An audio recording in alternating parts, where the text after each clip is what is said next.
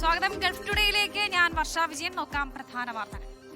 കൊച്ചി കളമശ്ശേരിയിൽ പെൺകുട്ടിയെ ആക്രമിച്ച് സ്വർണവും മൊബൈൽ ഫോണും കവർന്നു. ജോലി കഴിഞ്ഞ് മടങ്ങവേ പെൺകുട്ടിയെ തലയിൽ മുണ്ടിട്ട ഒരാൾ ആക്രമിക്കുകയായിരുന്നു. കണ്ണൂർ സ്വദേശിയായ പെൺകുട്ടിയെ ആശുപത്രിയിൽ പ്രവേശിപ്പിച്ചു. വിപിൻ സി വിജയൻ വിവരങ്ങൾ നൽകാനായി ചേരുന്നുണ്ട്. വിപിൻ, എപ്പോഴായിരുന്നു ഈ സംഭവം? ഈ പ്രതി ആരാണ് എന്നുള്ള സൂചന ലഭിച്ചോ? വർഷ, ഇന്ന് രാത്രി 8:15 കൂടിയാണ് ഈ അക്രമം ഉണ്ടായിരിക്കുന്നത്. കളമശ്ശേരിയിലെ HMT ജംഗ്ഷന് സമീപം താമസിക്കുന്ന പെൺകുട്ടിയാണ്. ജോലി കഴിഞ്ഞ് തിരിച്ചു മടങ്ങുകയായിരുന്നു. അവിടുത്തെ ഒരു സ്വകാര്യ സ്ഥാപനത്തിലാണ് ജോലി ചെയ്തിരുന്നത്. അവിടെ നിന്നും ജോലി കഴിഞ്ഞ് 8:15 കൂടി വീട്ടിലേക്ക് മടങ്ങുകയായിരുന്നു. അപ്പോൾ വാടകയ്ക്കാണ് ഇവിടെ താമസിക്കുന്നത്. കണ്ണൂർ സ്വദേശിയാണ്. റെയിൽവേ പാലം മുറിച്ച് കടന്ന് വരുന്നതിനിടെ പുറകിലൂടെ എത്തിയ അക്രമി തലയിൽ മുണ്ടിടുകയായിരുന്നു. ഇങ്ങനെ തലയിൽ മുണ്ടിട്ട ശേഷം അവിടെ ഉണ്ടായിരുന്ന ഒരു പില്ലറിൽ തല ഇടിപ്പിക്കുകയും അതിനുശേഷം മാലയും കമ്മലും കവർന്നിട്ടുണ്ട്. കയ്യിലുണ്ടായിരുന്ന മൊബൈൽ ഫോണും എടുത്താണ് അക്രമി ഇപ്പോൾ രക്ഷപ്പെട്ടിരിക്കുന്നത്. ഇയാൾക്കുള്ള തിരച്ചിൽ ആരംഭിച്ചിട്ടുണ്ട്. ഇവിടെ നിന്നും അവശതയോടുകൂടി ആ വഴി തന്നെ വന്നിരുന്ന മറ്റ് സുഹൃത്തുക്കൾ കാണുകയും പിന്നീട് വിവരമറിയിക്കുകയുമായിരുന്നു. അങ്ങനെ നാട്ടുകാർ കൂടിയാണ് ഇപ്പോൾ ആശുപത്രിയിൽ പ്രവേശിപ്പിച്ചിരിക്കുന്നത്. 3 സ്റ്റിച്ചുകളുണ്ട് എന്നുള്ളതാണ് ഇപ്പോൾ ലഭിക്കുന്ന വിവരമുള്ളത്. ഇയാൾക്ക് വേണ്ടിയിട്ടുള്ള ഒരു തിരച്ചിൽ നടത്തുകയാണ്. ഒരു ക്യാപ്പും ഒപ്പം തന്നെ ഒരു ബാഗൊക്കെ ഉണ്ടായിരുന്ന ഒരാൾ ഫോളോ ചെയ്യുകയായിരുന്നു. ഇങ്ങനെ ആളൊഴിഞ്ഞ ഈ ഒരു പ്രദേശത്തേക്ക്, ഈ HMT ജംഗ്ഷന്റെ ഈ ഒരു ഭാഗത്ത് അധികം ആൾതാമസമോ ആളുകളൊന്നും ഇല്ലാത്തൊരു ഭാഗമാണ്. അവിടെ വെച്ചാണ് ഈ പെൺകുട്ടിക്ക് നേരെ ഇപ്പോൾ അക്രമം ഉണ്ടായിരിക്കുന്നത്. ഇവിടെ വാടകയ്ക്ക് താമസിക്കുകയായിരുന്നു. കണ്ണൂർ സ്വദേശിയാണ്. വലിയ ഒരു അക്രമം തന്നെയാണ് ഇപ്പോൾ ഈ രാത്രി നാടിനെ നടുക്കി ഉണ്ടായിരിക്കുന്നത്. വർഷ, ഈ ദൃക്സാക്ഷികളിൽ നിന്നും ഒക്കെ ഏതെങ്കിലും തരത്തിലുള്ള വിവരങ്ങൾ ലഭിക്കുന്നുണ്ടോ? മാത്രമല്ല CCTV ദൃശ്യങ്ങൾ കേന്ദ്രീകരിച്ച് അന്വേഷണമൊക്കെ നടക്കുന്നുണ്ടോ? CCTV ഒന്നും തന്നെ ഇല്ലാത്ത ഒരു സ്ഥലമാണ് എന്നുള്ളതാണ് നമുക്ക് മനസ്സിലാവുന്നത്. ഇത് റെയിൽവേയുടെ ഒരു അണ്ടർ പാസേജ് ആയിട്ടുള്ള ഒരു സ്ഥലമാണ്. അവിടുന്ന് റെയിൽവേ പാളം ക്രോസ് ചെയ്ത് ഇവർ താമസിക്കുന്ന സ്ഥലത്തേക്ക് ഈ പെൺകുട്ടി നടന്നു വരികയായിരുന്നു. ഈ ഒരു ഘട്ടത്തിൽ ആരുമില്ല എന്നുള്ളത് മനസ്സിലാക്കിയാണ് പെട്ടെന്ന് തന്നെ തലയിലൂടെ മുണ്ടിടുകയും അതിനുശേഷം ഈ തല ഒരു തൂണിലേക്ക് ഇടിപ്പിക്കുകയും ചെയ്തിരിക്കുന്നത്. അതിനുശേഷമാണ് ഈ കവർച്ച നടത്തിയിരിക്കുന്നത്. മൊബൈൽ ഫോണും സ്വർണ്ണാഭരണങ്ങളും കവർന്ന ശേഷം തന്നെ ഈ പ്രതി അവിടുന്ന് ഓടി രക്ഷപ്പെടുകയായിരുന്നു. അതുവഴി ആളുകൾ, പെൺകുട്ടിയുടെ തന്നെ സുഹൃത്തുക്കൾ ജോലി കഴിഞ്ഞ് മടങ്ങി വരുമ്പോഴാണ് ഈ കാഴ്ച കാണുന്നതും പിന്നീട് ആശുപത്രിയിൽ പ്രവേശിപ്പിക്കുകയും ചെയ്തിട്ടുള്ളത്. ആരാണ് ഈ ഒരു അക്രമി എന്നതിനെ സംബന്ധിച്ച് പോലീസിന്റെ അന്വേഷണം ആരംഭിച്ചിട്ടേ ഉള്ളൂ. ഒരു ക്യാപ്പൊക്കെ ധരിച്ച ഒരാൾ കുറച്ചായി ഫോളോ ചെയ്തിട്ടുണ്ടെന്നാണ് പെൺകുട്ടിയുടെ മൊഴി ഇപ്പോൾ പോലീസിന് നൽകിയിരിക്കുന്നത്. അപ്പോൾ കൃത്യമായി ഈ ഒരു പ്രദേശം അറിയുന്ന അല്ലെങ്കിൽ ആക്രമിക്കണമെന്നൊരു ഉദ്ദേശത്തോടു കൂടി തന്നെ ഈ പെൺകുട്ടിയെ പിന്തുടരുകയായിരുന്നു എന്നുള്ളത് കൂടിയാണ് മനസ്സിലാക്കാൻ കഴിയുന്നത്. അങ്ങനെ ഒരു ആളൊഴിഞ്ഞ സ്ഥലത്ത് വെച്ചാണ് ഇപ്പോൾ ഇത് ചെയ്തിരിക്കുന്നത്. ഒട്ടും തന്നെ ആൾതാമസമൊന്നും ഇല്ലാത്ത ഒരു ഒഴിഞ്ഞ ഭാഗമാണ് ഈ HMT ആ ഭാഗം എന്ന് പറയുന്നത് തന്നെ. അവിടെ വെച്ചാണ് ഇപ്പോൾ ഈ ഒരു സംഭവം ഉണ്ടായിരിക്കുന്നത്. വാടകയ്ക്ക് അവിടെ പഠിക്കാനും ഒപ്പം തന്നെ പാർട്ട് ടൈം ആയിട്ട് ജോലി ചെയ്യാനും ഒക്കെ ആയിട്ട് നിരവധി പെൺകുട്ടികളൊക്കെ താമസിക്കുകയും വരികയൊക്കെ ചെയ്തിട്ടുള്ള ഒരു സ്ഥലമാണ്. അവിടെ വെച്ചാണ് ഇപ്പോൾ ഈ ഒരു അക്രമം ഉണ്ടായിരിക്കുന്നത്. ശരി, കൊച്ചി കളമശ്ശേരിയിലാണ് പെൺകുട്ടിയെ ആക്രമിച്ച് സ്വർണവും മൊബൈൽ ഫോണും ഒക്കെ കവർന്നിരിക്കുന്നത്. ജോലി കഴിഞ്ഞ് മടങ്ങവെയാണ് പെൺകുട്ടിയെ തലയിൽ മുണ്ടിട്ട ഒരാൾ ആക്രമിച്ചത്. സംഭവത്തിൽ പോലീസ് അന്വേഷണം ആരംഭിച്ചിരിക്കുകയാണ്. വിപിൻ സി വിജയനാണ് വിവരങ്ങൾ നൽകിയത്.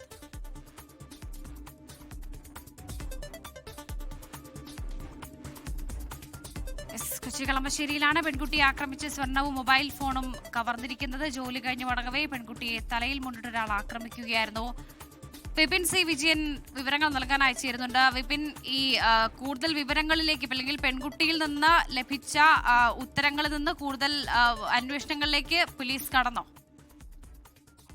വർഷ, ഇതിനോടകം തന്നെ പോലീസിന്റെ ഒരു അന്വേഷണം ആരംഭിച്ചിട്ടുണ്ട്. ഈ കുട്ടിയുടെ മൊഴി രേഖപ്പെടുത്തിയിട്ടുണ്ട്. 3 സ്റ്റിച്ചുകളാണുള്ളത്. ഇപ്പോൾ സ്വകാര്യ ആശുപത്രിയിൽ ചികിത്സയിലാണ്. ശരിക്കും ഇത് നാടിനെ ഒരു നടുക്കുന്ന ഒരു സംഭവമാണ്. കാരണം നിരവധി പെൺകുട്ടികളൊക്കെ തന്നെ ഇവിടെ വാടകയ്ക്ക് താമസിക്കുന്നതാണ് ഈ പ്രദേശത്ത്. അവിടെ വെച്ചാണ് ഇപ്പോൾ ഇത് സംഭവിച്ചിരിക്കുന്നത്. ഇവർ കയ്യിലുണ്ടായിരുന്ന സ്വർണ്ണമാലയും കമ്മലും എല്ലാം തന്നെ എടുക്കണമെന്നുള്ള ഒരു ഉദ്ദേശത്തോടു കൂടി പെട്ടെന്ന് തന്നെ ബാഗിൽ നിന്ന് ഒരു മുണ്ടെടുത്ത് തലയിലൂടെ ഇടുകയായിരുന്നു. അതുകൊണ്ട് തന്നെ ആരാണ് അക്രമിയെ കുറിച്ച് വലിയൊരു വ്യക്തത ഈ പെൺകുട്ടിക്ക് ഉണ്ടാകാനുള്ള ഒരു സാധ്യതയില്ല. ഒപ്പം ഒരു ക്യാപ്പ് വെച്ചുകൊണ്ടാണ് ഈ അക്രമി പെൺകുട്ടിയെ ഫോളോ ചെയ്തിരുന്നത്. അപ്പോൾ സ്വാഭാവികമായിട്ടും ഒരാൾ കടന്നു പോകുന്നതിന് വേണ്ടി പുറകെ വരുന്നു എന്നുള്ളതിനപ്പുറം അത് തിരിച്ചറിഞ്ഞിട്ടുണ്ടായിരിക്കില്ല. പക്ഷേ അവിടെ ഒരു ആളൊഴിഞ്ഞ ആ ഒരു പില്ലറിന്റെ അടുത്തെത്തിയപ്പോൾ പെട്ടെന്നായിരുന്നു ഇത്തരത്തിലുള്ള ഒരു പെരുമാറ്റം. ഇത്തരത്തിൽ ആക്രമിച്ച് വീഴ്ത്തുകയും അതിനുശേഷം ഇത് കവർച്ച നടത്തുകയും ചെയ്തിരിക്കുന്നത്. നാട്ടുകാർ ഉൾപ്പെടെയുള്ളവർ ആ പ്രദേശത്ത് ഇപ്പോഴും തമ്പടിക്കുകയാണ്. നമ്മൾ ആ ദൃശ്യങ്ങളിൽ കാണുന്നത് പോലെ തന്നെ അതൊരു ഒഴിഞ്ഞ പ്രദേശമാണ്. തീർത്തും വിജനമായിട്ടുള്ള ഒരു പ്രദേശത്ത് രാത്രി ജോലി കഴിഞ്ഞ് വരുന്ന പെൺകുട്ടിക്ക് നേരെയാണ് കൊച്ചിയിൽ ഇങ്ങനെ ക്രൂരമായിട്ടുള്ള ഒരു അക്രമം നടന്നിരിക്കുന്നത്. അതിനുശേഷം ഇപ്പോൾ പോലീസിന്റെ ഭാഗത്തു നിന്നും ഈ അക്രമിക്ക് വേണ്ടിയിട്ടുള്ള ഒരു അന്വേഷണം ആരംഭിച്ചിട്ടുണ്ട്. പുറത്തുനിന്ന് ആരെങ്കിലുമാണോ അല്ലെങ്കിൽ ഈ പ്രദേശത്തെ തന്നെ കൃത്യമായിട്ട് അറിയുന്ന ഒരാളായിരിക്കും എന്നുള്ളത് തന്നെയാണ്. ശരി, എന്തായാലും പോലീസ് അന്വേഷണം ആരംഭിച്ചിട്ടുണ്ട്. ആരാണ് ഈ പ്രതി, ഈ പ്രദേശത്തുള്ള ആൾ തന്നെയാണോ, ഏതെങ്കിലും തരത്തിലുള്ള മുൻവൈരാഗ്യം മൂലം നടന്ന ആക്രമണമാണോ എന്നുള്ള കാര്യങ്ങളൊക്കെ ഇനി അറിയേണ്ടതുണ്ട്. വിപിൻ സി വിജയനാണ് വിവരങ്ങൾ നൽകിയത്. ഇറാന്റെ ആക്രമണങ്ങളെ വ്യോമ പ്രതിരോധ സംവിധാനങ്ങൾ തടഞ്ഞെന്ന് Bahrain defence force general command. 125 ballistic മിസൈലുകളും 203 ഡ്രോണുകളും നശിപ്പിച്ചു. പൊതുജനങ്ങൾ വീടിനുള്ളിൽ തന്നെ തുടരണമെന്നും അത്യാവശ്യ സന്ദർഭങ്ങളിൽ മാത്രം പുറത്തിറങ്ങിയാൽ മതിയെന്നും Bahrain defence force general command അഭ്യർത്ഥിച്ചു. സംശയാസ്പദമായ വസ്തുക്കളിൽ നിന്നും അകന്നു നിൽക്കണം. സൈനിക നടപടികളുടെയോ അവശിഷ്ടങ്ങൾ വീഴുന്ന സ്ഥലങ്ങളുടെയോ ചിത്രീകരണം ഒഴിവാക്കണമെന്നും നിർദ്ദേശം.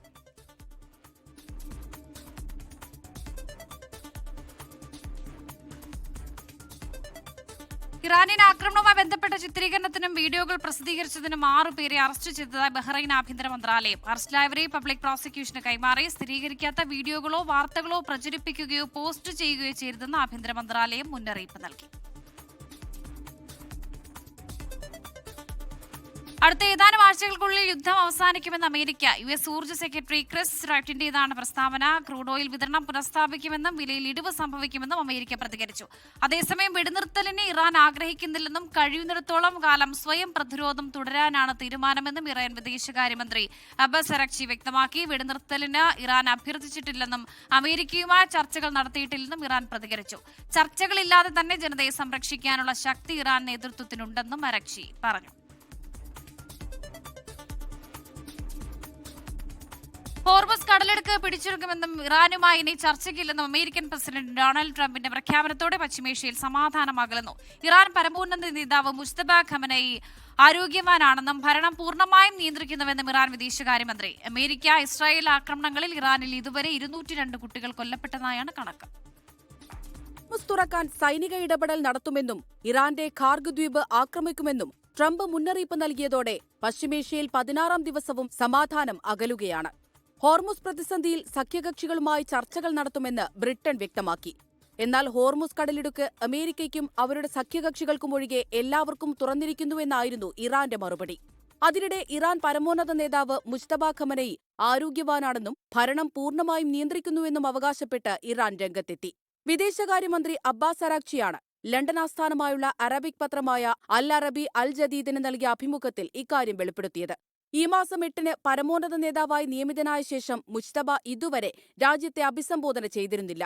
അതേസമയം യുദ്ധത്തിന് അന്ത്യം കുറിക്കാൻ പ്രാദേശിക സഹകരണം ആവശ്യമാണെന്ന് അരാഗ്ചി വ്യക്തമാക്കി. ഇറാനിൽ അമേരിക്ക ഇസ്രായേൽ ആക്രമണങ്ങളിൽ ഇതുവരെ 202 കുട്ടികൾ കൊല്ലപ്പെട്ടതായാണ് ഇറാൻ ആരോഗ്യ മന്ത്രാലയത്തിന്റെ കണക്ക്. അതിനിടെ കഴിഞ്ഞ 24 മണിക്കൂറിനിടെ ഇസ്രായേലിൽ 108 പേർക്ക് ആക്രമണത്തിൽ പരിക്കേറ്റു. ഫെബ്രുവരി 28 മുതൽ നടന്ന ആക്രമണത്തിൽ 3195 പേർക്ക് പരിക്കേറ്റതായും ഇസ്രായേൽ അറിയിച്ചു. International desk 24. പശ്ചിമേഷ്യയിലെ നിലവിലെ സാഹചര്യം കണക്കിലെടുത്ത് ബഹ്റൈൻ സൗദി അറേബ്യൻ ഗ്രാൻഡ് പ്രി ഏപ്രിലിൽ നടക്കില്ലെന്ന് ഫോർമുല 1 പ്രസിഡന്റും സിഇഒയുമായ Stefano Domenicali. Formula 2, formula 3, F1 academy റൗണ്ടുകളും നിശ്ചിത സമയങ്ങളിൽ നടക്കില്ല. ഏപ്രിൽ 12-ന് നടക്കേണ്ടിയിരുന്ന ബഹ്റൈൻ ഗ്രാൻഡ് പ്രിയും ഏപ്രിൽ 19-ന് നടക്കേണ്ടിയിരുന്ന സൗദി അറേബ്യൻ ഗ്രാൻഡ് പ്രിയുമാണ് റദ്ദാക്കിയത്. ചൈനീസ് ഗ്രാൻഡ് പ്രിക്ക് മുന്നോടിയായാണ് നിർണായക പ്രഖ്യാപനമുണ്ടായത്.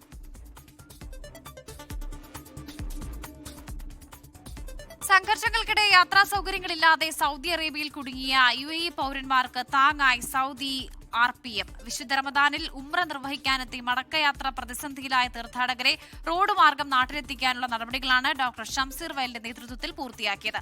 വിമാന സർവീസുകൾ റദ്ദാക്കപ്പെട്ട സാഹചര്യത്തിൽ സാമൂഹിക പ്രതിബദ്ധത മുൻനിർത്തിയാണ് RPM ഈ ദൌത്യം ഏറ്റെടുത്തത്. സംഘർഷാവസ്ഥയെ തുടർന്ന് വിമാന സർവീസുകൾ അപ്രതീക്ഷിതമായി റദ്ദാക്കപ്പെട്ടതോടെയാണ് ഉംറ തീർത്ഥാടനത്തിനെത്തിയ നിരവധി UAE പൗരന്മാർ സൗദിയിൽ കുടുങ്ങിയത്. ഈ പ്രതിസന്ധി ഘട്ടത്തിലാണ് പ്രമുഖ വ്യവസായി ഡോക്ടർ ഷംസീർ വയലിന്റെ ഉടമസ്ഥതയിലുള്ള റെസ്പോൺസ് പ്ലസ് മെഡിക്കൽ സർവീസസ് അഥവാ RPM സഹായഹസ്തവുമായി രംഗത്തെത്തിയത്. കുടുങ്ങിക്കിടക്കുന്നവരെ സുരക്ഷിതമായി എത്തിക്കുന്നതിനായി മക്കയിൽ നിന്ന് UAEയിലേക്ക് റോഡ് മാർഗമുള്ള പ്രത്യേക യാത്രാ സൗകര്യമാണ് RPM ഒരുക്കിയത്. നിരവധി പേരെ ഇത്തരത്തിൽ വിജയകരമായി നാട്ടിലെത്തിക്കാൻ കഴിഞ്ഞതായി RPM അധികൃതർ അറിയിച്ചു. ജനങ്ങളുടെ സുരക്ഷ ഉറപ്പാക്കാൻ തങ്ങളുടെ കഴിവിനും പരിധിക്കുമുള്ളിൽ നിന്നുകൊണ്ടുള്ള എല്ലാ നടപടികളും സ്വീകരിക്കുമെന്ന് ഡോക്ടർ ഷംസീർ വയലിൽ വ്യക്തമാക്കി. ജനങ്ങളെ സുരക്ഷിതരായി നിലനിർത്തുക എന്നതാണ് പ്രാഥമിക ലക്ഷ്യമെന്നും അതിനായി ഏതറ്റം വരെയും പോകാൻ തങ്ങൾ തയ്യാറാണെന്നും അദ്ദേഹം പറഞ്ഞു. RPMന്റെ സാമൂഹിക പ്രതിബദ്ധതയുടെ ഭാഗമായാണ് ഈ സേവനമെന്ന് അധികൃതർ അറിയിച്ചു. പ്രതിസന്ധി ഘട്ടത്തിൽ തുണയായ ഈ നീക്കം നിരവധി കുടുംബങ്ങൾക്കാണ് ആശ്വാസമായിരിക്കുന്നത്. Jaleel Kannamangalam, 24 Jeddah. Saudi Arabia ഉൾപ്പെടെയുള്ള ഗൾഫ് രാജ്യങ്ങളിൽ ഇന്ന് ലൈലത്തുൽ ഖദർ പ്രതീക്ഷിക്കപ്പെടുന്ന 27ാം രാവ്. പുണ്യങ്ങളുടെ പൂക്കാലമായ റംദാനിലെ ഏറ്റവും സവിശേഷമായ രാത്രിയെ വരവേൽക്കാൻ വിശ്വാസികൾ ഒരുങ്ങിക്കഴിഞ്ഞു. മക്കയിലെയും മദീനയിലെയും ഹറം പള്ളികളിലേക്ക് വിശ്വാസികളുടെ വലിയ പ്രവാഹമാണ്.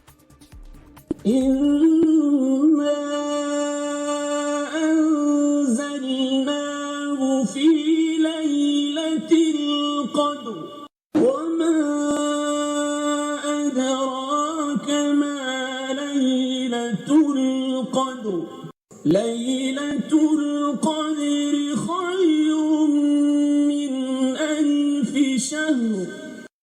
വിശുദ്ധ ഖുർആൻ അവതരിച്ച രാത്രിയെക്കുറിച്ചുള്ള ഈ വചനങ്ങളോടെയാണ് ലൈലത്തുൽ ഖദറിന്റെ മഹത്വം വിശ്വാസികൾക്ക് മുമ്പിൽ അനാവരണം ചെയ്യപ്പെടുന്നത്. 1000 മാസങ്ങളെക്കാൾ ശ്രേഷ്ഠമെന്ന് വിശേഷിക്കപ്പെട്ട ഈ രാത്രിയെ വിശ്വാസികൾ ഏറെ പ്രതീക്ഷയോടെയാണ് കാത്തിരിക്കുന്നത്. ആരാധനാകർമ്മങ്ങൾക്ക് 10 മടങ്ങ് പ്രതിഫലം ലഭിക്കുന്ന ഈ പുണ്യരാവിനെ ആരാധനകൾ കൊണ്ട് സജീവമാക്കുകയാണ് വിശ്വാസികൾ. സംഘർഷം നിലനിൽക്കുന്ന പശ്ചാത്തലത്തിൽ വിദേശ തീർത്ഥാടകരുടെ എണ്ണത്തിൽ മുൻ വർഷങ്ങളെ അപേക്ഷിച്ച് കുറവുണ്ടെങ്കിലും സൗദിയിലെ ആഭ്യന്തര തീർത്ഥാടകരുടെ വലിയൊരു ഒഴുക്ക് മക്കയിലും മദീനയിലുമുണ്ട്. ഹറം പള്ളിയിൽ ഏറ്റവും വലിയ ജനബാഹുല്യം അനുഭവപ്പെടുന്ന ദിനം കൂടിയാണ് 27ാം രാവ്. ഉംറ നിർവഹിച്ചും വിശുദ്ധ ഖുർആൻ പാരായണം ചെയ്തും മനമുരുകിയുള്ള പാപമോചന പ്രാർത്ഥനകളിൽ മുഴുകിയും തീർത്ഥാടകർ പുലരുവോളം ഹറം പള്ളിയിൽ ചെലവഴിക്കുന്നു. തറാവീഹ്, തഹജ്ജുദ് നമസ്കാരങ്ങൾക്കായി ലക്ഷക്കണക്കിന് ആളുകളാണ് ഒത്തുചേരുന്നത്. മക്കയിലും മദീനയിലും തീർത്ഥാടകർക്ക് ആവശ്യമായ എല്ലാ സൗകര്യങ്ങളും വിപുലമായ സുരക്ഷാ ക്രമീകരണങ്ങളും ഒരുക്കിയിട്ടുണ്ട്. ലോക സമാധാനത്തിനും മാനവികതയ്ക്കുമുള്ള പ്രാർത്ഥനകളാൽ ഈ പുണ്യരാവ് ധന്യമാവുകയാണ്. ജലീൽ കണ്ണമംഗലം, 24 ജിദ്ദ. ബഹ്റൈനിൽ രക്തദാന ക്യാമ്പ് സംഘടിപ്പിച്ച് Kerala native ball association. Salmaniya medical ഹോസ്പിറ്റലിൽ നടന്ന ക്യാമ്പിൽ 50ഓളം പേർ രക്തം ദാനം ചെയ്തു. BMC ചെയർമാനും മാനേജിംഗ് ഡയറക്ടറുമായ ഫ്രാൻസിസ് കൈതാരത്ത് രക്തദാന ക്യാമ്പ് ഉദ്ഘാടനം ചെയ്തു. KNBA chairman Ranjith Kuruvila, president Jithin, രക്ഷാധികാരികളായ മോബി കുറിയാക്കോസ്, ഷോൺ പൊന്നൂസ് എന്നിവർ പ്രവർത്തനങ്ങൾ ഏകോപിപ്പിച്ചു. രാജ്യത്ത് പാചകവാതക പ്രതിസന്ധിക്ക് പരിഹാരമായില്ല. LPG സിലിണ്ടറുകൾക്കായി വൻ നഗരങ്ങളിലടക്കം ജനത്തിന്റെ കാത്തിരിപ്പ് തുടരുന്നു. LPGയുമായി ഹോർമസ് കടലിടുക്ക് പിന്നിട്ട 2 കപ്പലുകൾ അടുത്ത ദിവസം ഇന്ത്യൻ തീരത്തെത്തും. കഴിഞ്ഞ ദിവസം ഏതാണ്ട് 200-300 മീറ്റർ നീളത്തിൽ വലിയ ക്യൂ നമുക്ക് കാണാൻ വേണ്ടി കഴിയുന്നുണ്ടായിരുന്നു. ഈ സ്ത്രീകളൊക്കെ എത്ര മണിക്കാണ് വന്നത് എന്നത് അവരോട് തന്നെ നമുക്ക് നേരിട്ട് ചോദിക്കാം.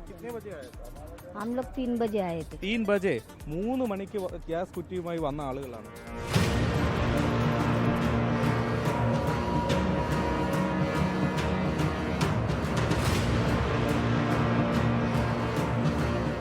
മഹാരാഷ്ട്രയിലെ നവി മുംബൈയിൽ നിന്നുള്ള കാഴ്ചയാണിത്. ഡൽഹി ഉൾപ്പെടെയുള്ള നഗരങ്ങളിലും LPG സിലിണ്ടറിനായി നീണ്ട നിര.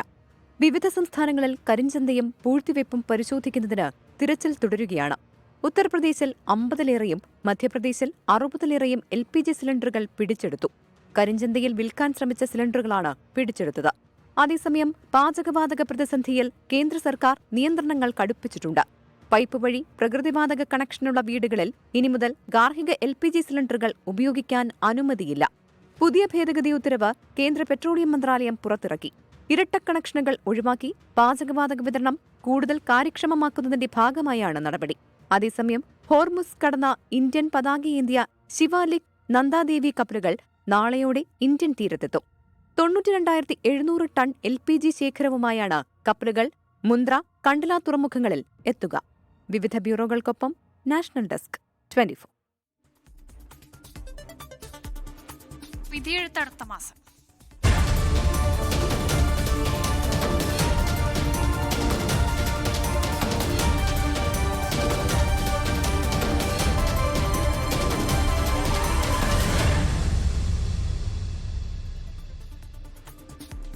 തെരഞ്ഞെടുപ്പ് തീയതി പ്രഖ്യാപിച്ചതിന് പിന്നാലെ സ്ഥാനാർത്ഥി പട്ടിക പുറത്തുവിട്ട് CPM-ഉം CPI-യും. LDF-ൽ CPI-എമ്മും കേരള കോൺഗ്രസ് എമ്മും തമ്മിലുള്ള ഉഭയകക്ഷി ചർച്ച മാത്രമാണ് പൂർത്തിയാക്കാനുള്ളത്. എലത്തൂരിലെ സ്ഥാനാർത്ഥിയെ ചൊല്ലിയുള്ള NCP-യിലെ കലഹവും സീറ്റ് വിഭജനത്തിൽ RJD-യിലെ ഒരു വിഭാഗത്തിന്റെ അതൃപ്തിയുമാണ് LDF-ലെ കല്ലുകടി. തെരഞ്ഞെടുപ്പ് തീയതി പ്രഖ്യാപിച്ചതിന് തൊട്ടു പിന്നാലെ CPI-യുടെ സ്ഥാനാർത്ഥി പ്രഖ്യാപനം. 4 മന്ത്രിമാരും സിറ്റിംഗ് മണ്ഡലങ്ങളിൽ വീണ്ടും മത്സരിക്കും. സ്ഥാനാർത്ഥി നിർണയത്തെ ചൊല്ലി വിവാദമുണ്ടായ നാട്ടികയിൽ ഗീതാ ഗോപി തന്നെ സ്ഥാനാർത്ഥി. E.T. ടൈസൺ പറവൂരിലേക്ക് മാറിയപ്പോൾ തൃശൂർ മുൻ ജില്ലാ സെക്രട്ടറി KK വത്സരാജ് കയ്പമംഗലത്ത് മത്സരിക്കും. 5 വനിതാ സ്ഥാനാർത്ഥികളും CPI പട്ടികയിലുണ്ട്. നാട്ടിക സഖാവ് ഗീതാ ഗോപി, കയ്പമംഗലം സഖാവ് KK വത്സരാജ്, കൊടുങ്ങല്ലൂർ സഖാവ് VR സുനിൽകുമാർ. തൊട്ടു പിന്നാലെ CPI-എമ്മിന്റെ സ്ഥാനാർത്ഥി പ്രഖ്യാപനം. 86 സീറ്റുകളിൽ മത്സരിക്കുന്ന CPI-എമ്മിന്റെ 56 MLA-മാർ മത്സരിക്കും. മുഖ്യമന്ത്രിയും 10 മന്ത്രിമാരും മത്സരരംഗത്തുണ്ട്. 7 വനിതാ സ്ഥാനാർത്ഥികളാണ് പട്ടികയിലുള്ളത്. നിലമ്പൂരിൽ U ഷറഫലി ഉൾപ്പെടെ 6 സ്വതന്ത്ര സ്ഥാനാർത്ഥികൾ. പാലക്കാട് ഉൾപ്പെടെ 5 മണ്ഡലങ്ങളിലെ സ്വതന്ത്ര സ്ഥാനാർത്ഥികളെ പിന്നീട് പ്രഖ്യാപിക്കും. കൊല്ലത്ത് M മുകേഷിന് പകരം S ജയമോഹൻ മത്സരിക്കും. പൊതു സ്വതന്ത്രരുൾപ്പെടെ 86 സീറ്റുകളിലാണ് CPI-എം മത്സരിക്കുന്നത്. നിലവിലുള്ള 56 MLA-മാർ ഇത്തവണ മത്സര രംഗത്തുണ്ട്. CPI-എം പോളിറ്റ് ബ്യൂറോയിൽ നിന്ന് ഒരാൾ മത്സരിക്കണം എന്നാണ് PB തീരുമാനിച്ചത്. PB അംഗവും മുഖ്യമന്ത്രിയുമായ സഖാവ് പിണറായി വിജയൻ തെരഞ്ഞെടുപ്പിൽ മത്സരിക്കാൻ പാർട്ടി മുമ്പ് തന്നെ തീരുമാനിച്ചു.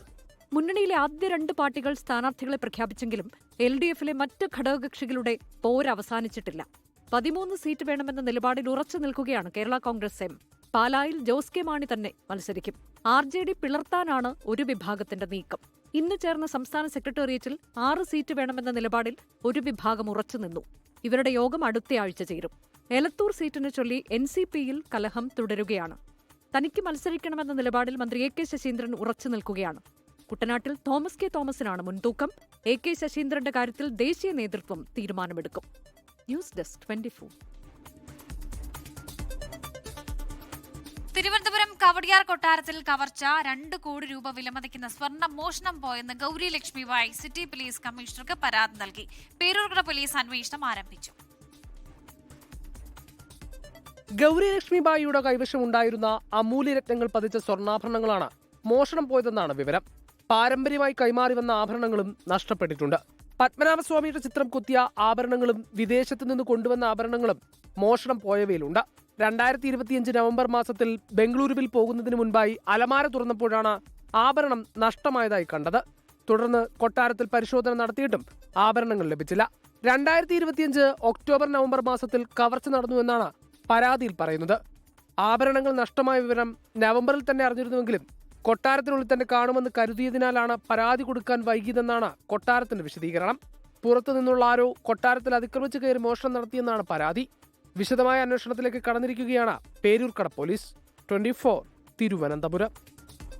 ലോകത്തെവിടെയായാലും ഏത് സമയത്തും 24 വാർത്തകളും ഓഗ്മെന്റഡ് റിയാലിറ്റി പാക്കേജുകളും എക്സ്പ്ലെയിനറുകളും വിശദമായി കാണാൻ ഞങ്ങളുടെ YouTube ചാനൽ നിങ്ങൾക്ക് സബ്സ്ക്രൈബ് ചെയ്യാം.